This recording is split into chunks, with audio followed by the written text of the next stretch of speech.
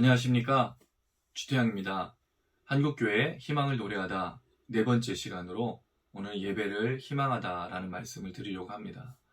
최근에 코로나가 안정이 되면서 교회가 활기를 띠기 시작했습니다.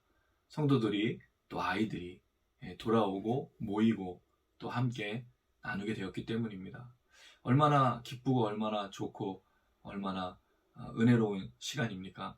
그런데 만약에 우리가 다시 이렇게 모이는 것으로만 좋아한다면 우리는 코로나 이전과 다를 바가 없는 모습이 될 것입니다.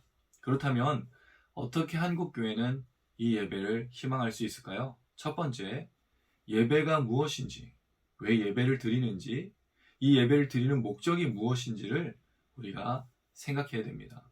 그 전에 우리는 모이는 것을 참 많이 신경 썼습니다. 정말 어떻게든지 모이려고 애썼습니다. 그런데 사실은 왜 모여야 되고 이 모이는 이유와 목적이 무엇인지를 정확하게 듣지 못한 채로 모였기 때문입니다. 왜 우리가 예배하고 왜 모일까요? 안식일은 하나님께서 창세기에 창조를 이루신 이후에 자신을 기억하실 것으로 두셔서 제정하신 겁니다. 인간이 타락했죠. 이 안식일을 온전히 드릴 수가 없게 되었습니다. 그래서 아들이신 예수께서 오셨고 그 예수의 죽으심과 그 부활을 통해서 우리가 주일로 예배를 드립니다. 그랬을 때 그 주일은 다시 안식일로 회복하는 것이며 그 주님을 기억하고 온전히 나아가는 예배의 시간이 된 것입니다.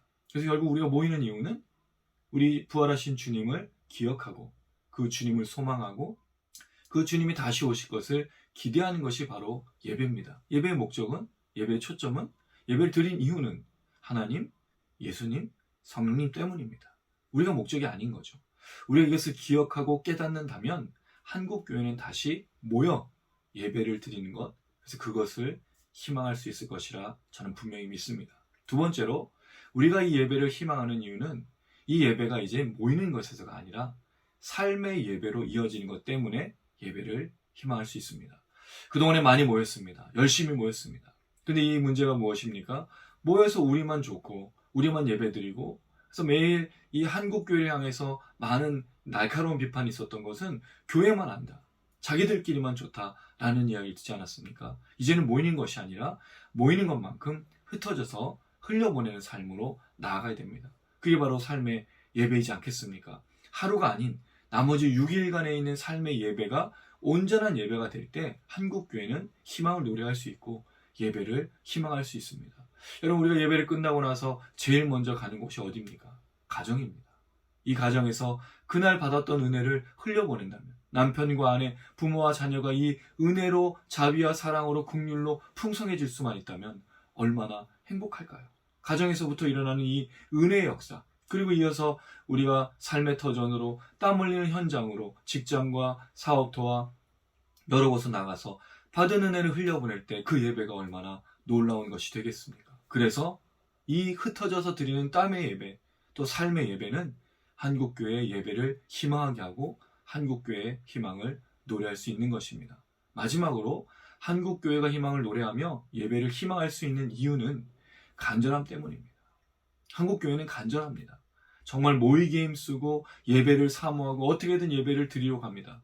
이런 간절함과 이런 열정이 부활하신 주님을 만나는 그 소망, 주님 다시 이 땅에 오셔서 이 땅을 통치하시고 다스리시는 그 하나님 나라에서의 그 예배, 이런 진지함과 이런 간절함과 이런 열정으로 소망으로 살아간다면 한국교회는 예배를 희망하며 희망을 노래할 수 있습니다. 우리가 이 땅의 것을 위해서 예배드리고 우리가 이 땅에서 먹고 마시는 것을 위해서 예배하는 것이 아니라 주님이 다시 오실 것을 기대하며 그 부활에 대한 소망으로 그 예배를 사모하는 마음으로 간절히 나아갈 때 한국교회는 희망을 노래할 수 있고 이 예배가 희망이 될 것입니다. 이상으로 주태양이었습니다. 지금까지 시청해 주셔서 감사드립니다.